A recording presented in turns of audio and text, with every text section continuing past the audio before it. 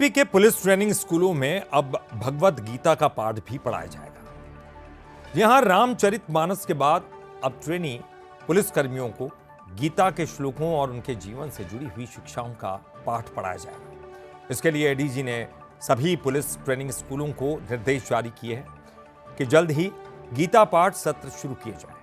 और इस फैसले पर मुस्लिम स्कॉलर तौकीर निजमी ने प्रतिक्रिया देते हुए कहा कि अगर गीता और रामचरितमानस पढ़ाई जा रही है तो सभी धर्मों के ग्रंथों को भी शामिल किया जाना चाहिए।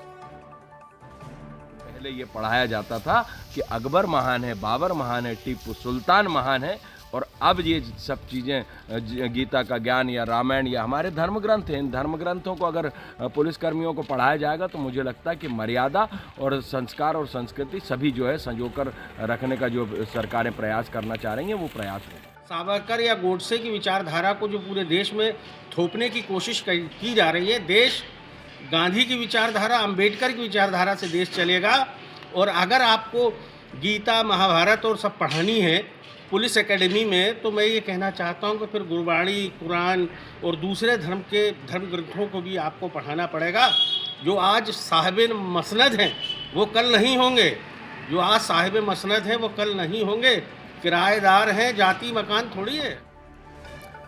और अब इसको लेकर सियासी बयानबाजी भी तेज हो गई है। प्रदेश कांग्रेस कमेटी के अध्यक्ष जीतू पटवारी ने कहा कि सरकार को धार्मिक मुद्दों के बजाय बेरोजगारी और किसानों के कर्ज जैसी वास्तविक समस्याओं पर ध्यान देना चाहिए। पटवारी के इस बयान पर प्रदेश के मंत्री विश्वास सारंग ने तीखा पलटवार किया। कहा कि कांग्रेस को गीता का नाम सुनकर पेट में दर्द क्यों होता है। गीता है वो गीता सिर्फ किसी धर्म की नहीं है। जो कृष्ण ने दुनिया को संदेश दिया वो संदेश जीवन शैली को सुकून से, न्याय से जीने का दिया। उसका ज्ञान किसी को भी मिले, इस पर किसी प्रकार की आपत्ति नहीं है। पर आदरणीय मोहन यादव जी, धार्मिक बातें करोगे या रोजगार की बातें भी करोगे या क्राइम से प्रदेश मुक्त हो इसकी भी बातें करोगे, कर्ज से मुक्त हो इसकी भी बातें करोगे।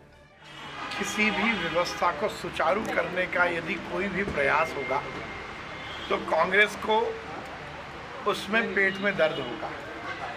गीता केवल किसी धर्म विशेष का